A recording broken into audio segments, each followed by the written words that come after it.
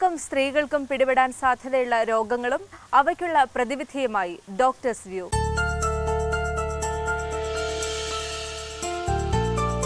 നമസ്കാരം, ഞാൻ doctor P Shobha.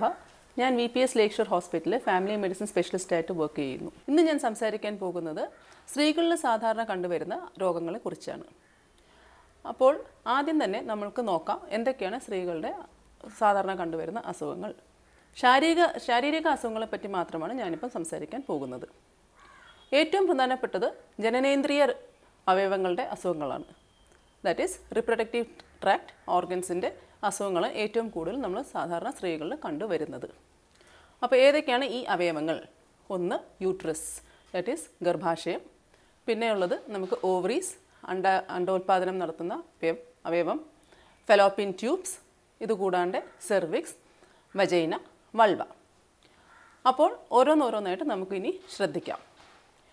Vulva and vagina, ഇതാണ് നമ്മൾ വെളിയിൽ നിന്ന് കാണുന്ന ഒരു സ്ത്രീയുടെ ഭാഗം. വൾവയിൽ നമുക്ക് രോമകൂപങ്ങൾ ഉണ്ടാകാം, അതുപോലെ തന്നെ വേറെ ചില ഗ്ലാൻസും കാണുന്നതാണ്.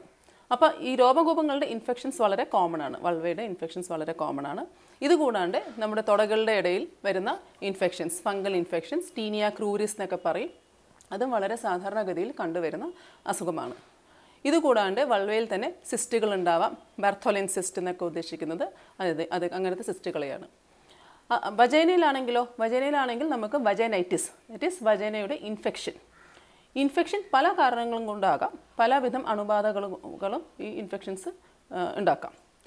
ഫോർ എക്സാമ്പിൾ ഗോണോകോക്കൽ ഇൻഫെക്ഷൻ അല്ലെങ്കിൽ ക്ലമീഡിയൽ ഇൻഫെക്ഷൻ, അങ്ങനെ. അപ്പോൾ ഈ അസുഖങ്ങൾ നമ്മൾ ട്രീറ്റ്മെൻറ്റും അതാത് അണുബാധയുടെ അനുസരിച്ചായിരിക്കും ചെയ്യുക. ഇതിൽ ഏറ്റവും പ്രധാനപ്പെട്ടത് രോഗലക്ഷണം എന്ന് വരുന്നത് നമുക്ക് വജനൽ ഡിസ്ചാർജാണ്. നമ്മൾ വെള്ളപ്പോക്ക് എന്നൊക്കെ പറയും. വജനൽ ഡിസ്ചാർജാണ് ഏറ്റവും കൂടുതൽ നമ്മൾ സാധാരണയായിട്ട് കണ്ടുവരുന്ന രോഗലക്ഷണം. വജൈനയിൽ കണ്ടുവരുന്ന അസുഖങ്ങളാണ് വജൈനൈറ്റിസ്. വജൈനൈറ്റിസ് പല കാരണങ്ങളും കൊണ്ടാകാം. അണുബാധകൾ കൊണ്ടാകാം. ലൈംഗിക രോഗങ്ങൾ, STDs, like for example gonorrhoea അല്ലെങ്കിൽ ക്ലമീഡിയ, ഇതുകൊണ്ട് വജൈനൈറ്റിസ് ഉണ്ടാകാം. അല്ലെങ്കിൽ വളരെ സാധാരണമായിട്ട് കണ്ടുവരുന്നത് ട്രൈക്കോമോണാസ് വജൈനാലിസ് അല്ലെങ്കിൽ ബാക്ടീരിയൽ വജൈനോസിസ് എന്ന തരത്തിലുള്ള ഇൻഫെക്ഷൻസ് ആണ്. ഇതും ഈ പറഞ്ഞ വേണം രോഗലക്ഷണങ്ങളും അഥവാ നമ്മളുടെ പരിശോധനയിൽ നിന്ന് കണ്ടുപിടിക്കാം ഏത് തരത്തിലുള്ള അണുബാധയാണെന്നും അതിനനുസരിച്ചുള്ള നമുക്ക് ചികിത്സയും നമുക്ക് ചെയ്യാവുന്നതാണ്. ആദ്യം പറഞ്ഞുകൊണ്ട് ലൈംഗിക രോഗങ്ങൾ പലതരം അൾസേഴ്സ് അല്ലെങ്കിൽ അഥവാ പുണ്ണുകളും നമ്മളുടെ വജൈനയിലോ അല്ലെങ്കിൽ സെർവിക്സിലോ ഉണ്ടാക്കാവുന്നതാണ്. സേ ഫോർ എക്സാമ്പിൾ സിഫിലിസോ അല്ലെങ്കിൽ ഹെർപ്പിസ്, ഈ വക അസുഖങ്ങളും പലതരം പുണ്ണുകളുടെ വിശേഷണങ്ങൾ ഓരോ ടൈപ്പ് അണുബാധ അനുസരിച്ചും മാറുന്നതാണ്. വേറെ മുഖ്യമായിട്ടുള്ള ഒരു അസുഖം എന്ന് ഉദ്ദേശിക്കുന്നത് പെൽവിക് ഇൻഫ്ലമേറ്ററി ഡിസീസ്. ഇതിലുള്ള രോഗലക്ഷണം എന്ന് പറയുന്നത് അടിവയറ് വേദന, അഥവാ മാസമുറ വരുന്ന സമയത്തുള്ള വേദന അഥവാ വജനൽ ഡിസ്ചാർജ് എന്നിവയാകാം. PIDയും പല വിധത്തിലുള്ള അണുബാധകൾ കൊണ്ടാണ് സാധാരണ ഉണ്ടാകുന്നത്. വേറൊരു മുഖ്യമായിട്ടുള്ള കാരണം എന്ന് വെച്ചാൽ നമ്മളുടെ ഇൻട്രായൂട്രൈൻ ഡിവൈസ് അഥവാ കോപ്പർ ടി അല്ലെങ്കിൽ അബോർഷൻ ശരിയായ വിധത്തിൽ ചെയ്യാണ്ടിരിക്കുക, ഈ കാരണങ്ങൾ കൊണ്ടും നമുക്ക് നമ്മളുടെ ശരീരത്തിൽ PID എന്നുള്ള അസുഖം ഉണ്ടാവാൻ സാധ്യതയുണ്ട്. TB, ട്യൂബർക്കുലോസിസ്, അതും ഒരു വളരെയധികം മുഖ്യമായിട്ടുള്ള കാരണമാണ്. രോഗലക്ഷണങ്ങൾ ആദ്യം പറഞ്ഞു കൂട്ട് തന്നെ വജനൽ ഡിസ്ചാർജോ അല്ലെങ്കിൽ അടിവയറ് വേദനയോ അത് കൂടാണ്ട് ചിലപ്പോൾ മുഴകളായിട്ടും നമുക്ക് ലക്ഷണം ഉണ്ടാകാം. യൂട്രസ് എടുക്കുകയാണെങ്കിൽ യൂട്രസിൽ ഇപ്പം വളരെ സാധാരണമായിട്ട് കണ്ടുവരുന്ന ഒരു അസുഖമാണ് ഫൈബ്രോയിഡ് യൂട്രസിലെ മുഴകൾ. നമ്മളിപ്പോൾ സാധാരണയായിട്ടൊരു വയറിൻ്റെ സ്കാൻ ചെയ്യുമ്പോഴും കൂടി നമുക്ക് ഇപ്പം മിക്കവർക്കും ഒന്നോ രണ്ടോ മുഴകൾ ചെറുതായിട്ട് ഉണ്ടാകുന്നതായിട്ടാണ് കാണുന്നത്. ചില സ്ത്രീകളിൽ ഇത് വളരെ ഭീകരമായിട്ട് വലുതാകുമ്പോൾ ഉള്ള ലക്ഷണങ്ങളാണ് അടിവയറ് വേദന അഥവാ മാസമുറയിൽ അധികം ബ്ലീഡിങ് വരിക. ചില സ്ത്രീകളിൽ ഇത് കുട്ടികൾ ഉണ്ടാവാണ്ടിരിക്കാനുള്ള ഒരു കാരണം കൂടി ആവാം. That is cause for infertility. യൂട്രസിൻ്റെ കാര്യം പറയുമ്പോഴാണ് നമ്മൾ മാസമുറയിലുള്ള പ്രശ്നങ്ങളെപ്പറ്റി ഡിസ്കസ് ചെയ്യുന്നത്. That is menstrual irregularities. ഒരു പെൺകുട്ടിയിൽ മാസമുറ തുടങ്ങുന്ന വയസ്സിനെയാണ് നമ്മൾ മിനാർക്കെ എന്ന് ഉദ്ദേശിക്കുന്നത്. അതുപോലെ തന്നെ ഒരു പ്രായമായ സ്ത്രീയിൽ മാസമുറ നിൽക്കുന്നതിനെയാണ് മെനപ്പോസ് എന്ന് പറയുക. അപ്പം മിനാർക്കെ ചില പെൺകുട്ടികൾ വളരെയധികം ഡിലേഡ് ആവാം. അതുകൂടാണ്ട് 1-2 മാസം കിട്ടിയതിനു ശേഷം കുറച്ച് മാസങ്ങൾ വരാണ്ടിരിക്കുക, അങ്ങനെയും സംഭവിക്കാം. ഇതുകൂടാണ്ട് മാസമുറ തെറ്റി വരിക, 1-2 മാസം കൂടുമ്പോൾ വരിക, അല്ലെങ്കിൽ ഒരു മാസത്തിൽ തന്നെ 1-2 പ്രാവശ്യം വരിക, മാസമുറ വരുമ്പോഴുള്ള രക്തസ്രാവം അധികമാകുക അഥവാ വളരെയധികം കുറയുക, ഇതും സംഭവിക്കാം. അതുകൂടാണ്ട് തന്നെ ഡിസ്ഫങ്ഷണൽ യൂട്രൈൻ ബ്ലീഡിംഗ് എന്നൊരു ടേം ഉണ്ട്. ഇതിൽ 1-2 മാസം വരാണ്ടിരിക്കുക, അതിനുശേഷം നന്നായിട്ട് രക്തസ്രാവം ഉണ്ടാകുക, അഥവാ സ്പോട്ടിംഗ്, ചെറുതായിട്ട് ചെറിയ തോതിൽ രക്തസ്രാവം ഉണ്ടായിക്കൊണ്ടേ ഇരിക്കുക, അങ്ങനെയും സംഭവിക്കാം. മെനപ്പോസിൻ്റെ സമയത്തിലാണെങ്കിലോ സ്ത്രീകളിൽ പല ലക്ഷണങ്ങൾ ഉണ്ടാവാം. ഭയങ്കരമായിട്ട് ചൂട് അനുഭവപ്പെടുക, അല്ലെങ്കിൽ ഡിപ്രഷൻ, അല്ലെങ്കിൽ ലൈംഗിക ശേഷിക്കുറവ്, ഇങ്ങനെയും സംഭവിക്കാം. മെനപ്പോസ് കഴിഞ്ഞതിന് ശേഷം വരുന്ന ഒരു പ്രശ്നമാണ് പോസ്റ്റ് മെനപ്പോസൽ ബ്ലീഡിങ്. ഇത് വളരെയധികം നമ്മൾ സൂക്ഷിക്കേണ്ട ഒരു കാര്യമാണ്.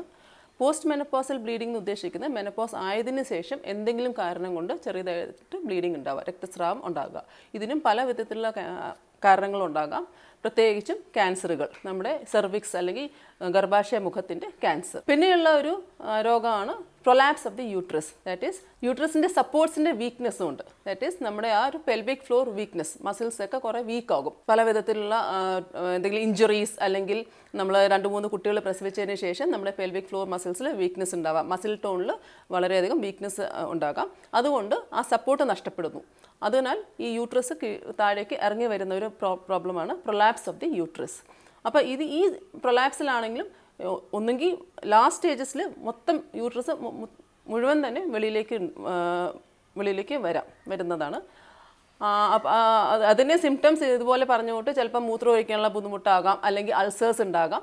അപ്പോൾ ആ സിംറ്റംസ് അനുസരിച്ച് തന്നെ, രോഗലക്ഷണങ്ങൾ അനുസരിച്ച് നമ്മൾ ഇതിന് ഏർലി സ്റ്റേജിൽ നമ്മൾ ചെറിയ ചെറിയ എക്സസൈസസ്, ഫോർ എക്സാമ്പിൾ കേഗിൾസ് എക്സസൈസസ് നമ്മൾ സിമ്പിളായിട്ട് ചെയ്യാവുന്ന എക്സസൈസാണ്. ആ പെൽവിക് ഫ്ലോർ മസിൽ സ്ട്രെങ്തനിങ്ങിന് വേണ്ടിയിട്ട്, നമ്മളെ മസിൽ ടോണിൻ്റെ സ്ട്രെങ്തനിങ്ങിന് വേണ്ടിയിട്ട് ചെയ്യുന്ന എക്സസൈസാണ് കേഗിൾസ് എക്സസൈസസ്.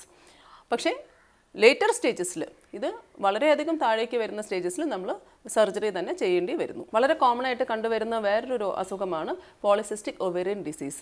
ഈ രോഗം ബാധിക്കുന്നത് ഓവറീസിനെയാണ്. സാധാരണഗതിയിൽ ഒരു ഓവറിയിൽ നിന്ന് ഒരു അണ്ടമാണ് എല്ലാ മാസവും ഉൽപ്പാദിക്കപ്പെടുന്നത്. പക്ഷേ പോളിസിസ്റ്റിക് ഒവേറിയൻ ഡിസീസിൽ കുറേ ഫോളിക്കിൾസ് ഒരുമിച്ച് വലുതാകുന്നു. അപ്പോൾ അതുകൊണ്ട് ഓവുലേഷൻ ശരിയായ രീതിയിൽ നടക്കുന്നില്ല. ഇതുകൊണ്ട് തന്നെ പല സ്ത്രീകളിലും നമ്മൾ ഇൻഫെർട്ടിലിറ്റി പ്രോബ്ലം കണ്ടുവരുന്നു. യൂറിനറി ട്രാക്ട് ഇൻഫെക്ഷൻ, നമ്മുടെ മൂത്രത്തിൽ അണുബാധ, ഇതും വളരെയധികം സാധാരണഗതിയിൽ കണ്ടുവരുന്ന ഒരു അസുഖമാണ് സ്ത്രീകളിൽ. ഇതിനും കാരണം മെയിനായിട്ടും നമ്മൾ ധാരാളം വെള്ളം കുടിക്കാണ്ടിരിക്കുക, മൂത്രം ഒഴിക്കാണ്ട് പിടിച്ചു വെച്ചിരിക്കുക എന്നതൊക്കെയാണ് സാധാരണഗതിയിലുള്ള കാരണങ്ങൾ.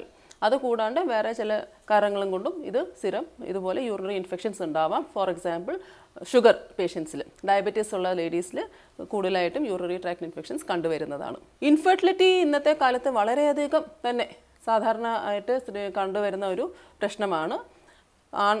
ആണുങ്ങളിലും ഈ പ്രശ്നം ഇമ്പോർട്ടൻ്റ് ആണ്. അതുപോലെ തന്നെ സ്ത്രീകളിലും ഒരു 40% കാരണം സ്ത്രീകളിൽ വരുന്ന പ്രശ്നങ്ങൾ കൊണ്ടാണ് ഇൻഫെർട്ടിലിറ്റി കാണപ്പെടുന്നത്. ഇതിനും ആദ്യം പറഞ്ഞ കൂട്ടന്നെ ഫൈബ്രോയിഡ് ആകാം, അതല്ലാന്നുണ്ടെങ്കിൽ PCOD ആകാം, അതല്ലാന്നുണ്ടെങ്കിൽ പെൽവിക് ഇൻഫ്ലമേറ്ററി ഡിസീസ്, അങ്ങനെ പല കാരണങ്ങളും കൊണ്ട് ഇൻഫെർട്ടിലിറ്റിയുടെ പ്രശ്നങ്ങൾ ഉണ്ടാകാവുന്നതാണ്. പിന്നെ പറയാനുള്ളത് ക്യാൻസർ സ്ത്രീകളിൽ ഏറ്റവും കൂടുതൽ നമ്മുടെ നാട്ടിൽ കണ്ടുവരുന്നത് സെർവിക്സിൻ്റെയും ബ്രസ്റ്റിൻ്റെയുമാണ്. സെർവിക്കൽ ക്യാൻസർ നമുക്ക് വളരെ എളുപ്പത്തിൽ കണ്ടുപിടിക്കാവുന്ന ഒരു ക്യാൻസറാണ്. ഇത് എത്രയും നേരത്തെ കണ്ടുപിടിക്കുന്നു അത്രയും പെട്ടെന്ന് തന്നെ നമുക്ക് ട്രീറ്റ്മെൻറ്റ് എടുക്കാവുന്നതും, അതുപോലെ തന്നെ ആ ട്രീറ്റ്മെൻറ്റിനുള്ള ഔട്ട്കം, നല്ല റിസൾട്ട് കിട്ടാവുന്നതും ആയ ഒരു ക്യാൻസറാണ്. ഇതിനെ ഡിറ്റക്റ്റ് ചെയ്യുന്ന ഒരു ടെസ്റ്റാണ് പാപ്സ്മിയർ.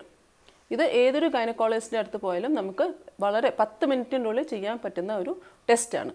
ഈ ടെസ്റ്റിൽ നമ്മൾ ഉള്ളിൽ നിന്ന് ഈ സെർവിക്സിൻ്റെ ഭാഗത്ത് നിന്ന് നമ്മൾ കുറച്ച് സെൽസ് എടുത്തിട്ട്, കോശങ്ങൾ എടുത്തിട്ട് ടെസ്റ്റ് ചെയ്യുന്നു. ഈ ടെസ്റ്റിൽ കൂടെ നമുക്ക് എന്തെങ്കിലും ക്യാൻസറിൻ്റെ സെല്ലുകളുണ്ടോ എന്നുള്ള കാര്യം ബോധ്യപ്പെടുന്നു. അതനുസരിച്ച് നമുക്ക് എത്രയും പെട്ടെന്ന് ട്രീറ്റ്മെൻറ്റ് എടുക്കാവുന്നതാണ്. ഇത് കൂടാണ്ട് ഒരു മുഖ്യമായിട്ടുള്ള ക്യാൻസർ യൂട്രസിൻ്റെയും ഉണ്ട്. യൂട്രൈൻ ക്യാൻസർ ഇടയ്ക്ക് ആഫ്റ്റർ മെനപ്പോസ്, ആദ്യം പറഞ്ഞ കൂട്ട് തന്നെ മെനപ്പോസിന് ശേഷം വരുന്ന ബ്ലീഡിംഗ് ആയിട്ടായിരിക്കാം പ്രത്യക്ഷപ്പെടുക. അതും എത്രയും പെട്ടെന്ന് കണ്ടുപിടിച്ചാൽ തന്നെ അതിന് ട്രീറ്റ്മെൻറ്റ് വളരെ നല്ല രീതിയിൽ ചെയ്യാവുന്നതാണ്. ബ്രസ്റ്റ് ക്യാൻസർ ഇന്നത്തെ കാലത്ത് പല സ്ത്രീകളും പറയുന്ന ഒരു കാര്യമാണ് മാറിലുള്ള മുഴകൾ.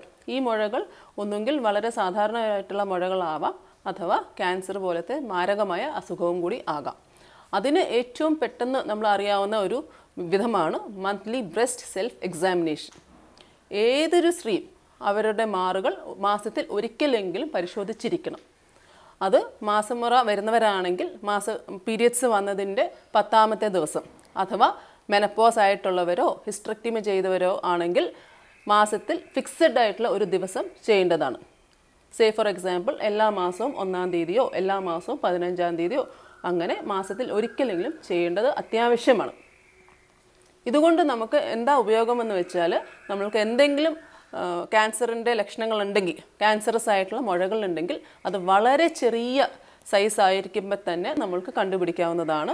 അതിനനുസരിച്ച് ട്രീറ്റ്മെൻറ്റ് എടുക്കാവുന്നതും ആണ്. അതിനുശേഷം എനിക്ക് പറയാനുള്ളത് ഓസ്റ്റിയോപൊറോസിസ്, ദാറ്റ് ഈസ് തേയ്മാനം എന്ന് നമ്മൾ സാധാരണ ഭാഷയിൽ പറയും. സ്ത്രീകളിൽ വരുന്ന ഒരു വളരെ മുഖ്യമായിട്ടുള്ള ഒരു രോഗമാണ് ഓസ്റ്റിയോപൊറോസിസ്. ഇതുകൊണ്ട് ഫ്രാക്ചേഴ്സ് വരെ സംഭവിക്കാം. ഇതിൻ്റെ മെയിൻ കാരണം എന്ന് വെച്ചാൽ നമ്മൾ വെയിലിപ്പോൾ കൊള്ളാറില്ല. പല സ്ത്രീകളും നമ്മൾ വീട്ടിൻ്റെ ഉള്ളിലിരുന്ന് തന്നെയുള്ള ആക്ടിവിറ്റീസാണ് ചെയ്യുന്നത്. ഒന്നുകിൽ അടുക്കളപ്പണിയാകാം, അഥവാ ഓഫീസിലാണെങ്കിൽ പോലും നമ്മൾ കമ്പ്യൂട്ടറിൻ്റെ മുമ്പിൽ ഇരിക്കുന്നതല്ലാണ്ട് വെയിൽ കൊള്ളുന്ന ശീലം ഇപ്പോൾ നമ്മൾക്ക് വളരെയധികം കുറഞ്ഞിരിക്കുകയാണ്. വെയിൽ കൊണ്ടാൽ മാത്രമേ നമ്മുടെ ശരീരത്തിൽ, നമ്മുടെ സ്കിന്നിൽ, ത്വക്കിൽ വിറ്റമിൻ ഡിയുടെ ഉൽപ്പാദനം ഉണ്ടാവുകയുള്ളൂ. വിറ്റമിൻ ഡി ഉണ്ടായാൽ മാത്രമേ നമുക്ക് നമ്മുടെ ശരീരത്തിൽ കാൽഷ്യത്തിൻ്റെ അളവ് കൂടുകയുള്ളൂ. കാൽഷ്യമാണ് ഈ എല്ലുകളിൽ ചെന്നിട്ട് എല്ലുകളെ സ്ട്രോങ് ആക്കുന്നത്, ബലം കൊടുക്കുന്നത്. അപ്പം വിറ്റമിൻ ഡിയുടെ സിന്തസിസ് നടക്കുന്ന ഈ സ്കിന്നിൽ, അത് നമ്മളെ സൂര്യകിരണങ്ങളുടെ സഹായത്തോടു കൂടിയാണ് വിറ്റമിൻ ഡിയുടെ സിന്തസിസ് നമ്മുടെ സ്കിന്നിൽ നടക്കുന്നത്. അപ്പോൾ വളരെ അത്യാവശ്യമാണ് നമ്മളൊരു 10-15 മിനിറ്റെങ്കിലും ആഴ്ചയിൽ 2 ദിവസം വെയിൽ കൊള്ളുക എന്നുള്ളത്. നല്ല വെയിൽ, 10 മണി തൊട്ട് 4 മണി വരെയുള്ള വെയിൽ നമ്മളുടെ കൈകളിൽ അല്ലെങ്കിൽ എക്സ്പോസ്ഡ് ഏരിയാസിൽ നമ്മൾ അത് കൊള്ളണം എന്ന് പ്രത്യേകം ശ്രദ്ധിക്കുക. അതുപോലെ തന്നെ നമുക്ക് ഒരു സ്ത്രീയിൽ വരാവുന്ന ഏറ്റവും വലിയ വളരെ കോമൺ ആയിട്ടുള്ള കാര്യമാണ് അനീമിയ, ദാറ്റ് ഈസ് വിളർച്ചയുടെ അസുഖം. ഇത് നമ്മളുടെ ഫുഡ് ഹാബിറ്റ്സിൻ്റെ ഭേദഗതികൾ കൊണ്ടും അല്ലെങ്കിൽ നമ്മുടെ ഭക്ഷണരീതി പച്ചക്കറികൾ ഉൾപ്പെടുത്താണ്ടിരിക്കുകയും ഫ്രൂട്ട്സ് ഉൾപ്പെടുത്താണ്ടിരിക്കുകയും കൊണ്ട് വരുന്ന ഒരു പ്രശ്നമാണ്. അപ്പോൾ നന്നായിട്ട് നമ്മൾ ഭക്ഷണ രീതികൾ നമ്മൾ വളരെയധികം കെയർഫുള്ളായിട്ട് കഴിക്കേണ്ടിയിരിക്കുന്നു. ഇലക്കറികൾ ഇൻക്ലൂഡ് ചെയ്യണം. അതുപോലെ തന്നെ yellow coloured fruits and vegetables like tomatoes അല്ലെങ്കിൽ ബീറ്റ്റൂട്ട്സ് ഇതൊക്കെ നമ്മുടെ ഡയറ്റിൽ ഉൾപ്പെടുത്തുവാൻ ശ്രമിക്കുക. നോൺ വെജിറ്റേറിയൻ ആണെങ്കിൽ ആവശ്യത്തിന് മീനോ ഇറച്ചിയോ ഒക്കെ നമുക്ക് ഉപയോഗിക്കാം. ഒന്നും അമിതമായി കഴിക്കാണ്ട് ശ്രദ്ധിക്കുക. കാരണം ഇന്നത്തെ ജീവിതശൈലി രോഗങ്ങൾ ഒട്ടുമിക്കതും സംഭവിക്കുന്നത് നമ്മുടെ അമിതവണ്ണം കൊണ്ടാണ്. അപ്പം ഏതൊരു സ്ത്രീയുടെയും ഒരു കർത്തവ്യം തന്നെയാണ് നമ്മൾ നന്നായിട്ട് നമ്മുടെ ബോഡി വെയ്റ്റ് മെയിൻറ്റെയിൻ ചെയ്യുക. ബോഡി മാസ് ഇൻഡെക്സ് നമ്മുടെ നോർമൽ ആണെന്ന് ഉറപ്പുവരുത്തുക. അപ്പോൾ അതുകൊണ്ട് തന്നെ ഈ വക ജീവിതശൈലി രോഗങ്ങളിൽ നിന്നും നമുക്ക് ഏറെക്കുറെ ഒരു പരിഹാരം കിട്ടും. അപ്പോൾ അതിനുവേണ്ടി ബോഡി വെയ്റ്റ് മെയിൻറ്റെയിൻ ചെയ്യാൻ വേണ്ടിയിട്ടാണ് നമ്മൾ ഡെയിലി എക്സസൈസ് ചെയ്യുക, ഡെയിലി യോഗ ചെയ്യുക. മിനിമം ഒരു 30 to 40 മിനിറ്റ് വരെയെങ്കിലും നമ്മൾ എക്സസൈസോ യോഗയോ എന്തെങ്കിലും ചെയ്തിരിക്കണം. അതുകൊണ്ട് തന്നെ നമ്മുടെ ബോഡി വെയ്റ്റ് മെയിൻറ്റെനൻസ് നന്നായിരിക്കും. അതുകൊണ്ട് എക്സസൈസ് ചെയ്യുന്നതുകൊണ്ട് വേറെ ഗുണം എന്താണെന്ന് വെച്ചാൽ ഓസ്റ്റിയോപൊറോസിസിനെ കുറേയൊക്കെ നമുക്ക് തടയുവാൻ പറ്റും. അതുപോലെ തന്നെ നമ്മൾ ജനറൽ ആയിട്ടുള്ള നമ്മുടെ ബ്യൂട്ടി കാര്യങ്ങളും കൂടി നമ്മൾ ശ്രദ്ധിക്കേണ്ടതാണ്. സ്കിൻ കെയർ, ഹെയർ കെയർ, ഇതുമൊക്കെ നമ്മുടെ ആരോഗ്യ പരിപാലനത്തിൻ്റെ ഭാഗമായിട്ട് തന്നെ വരുന്നു.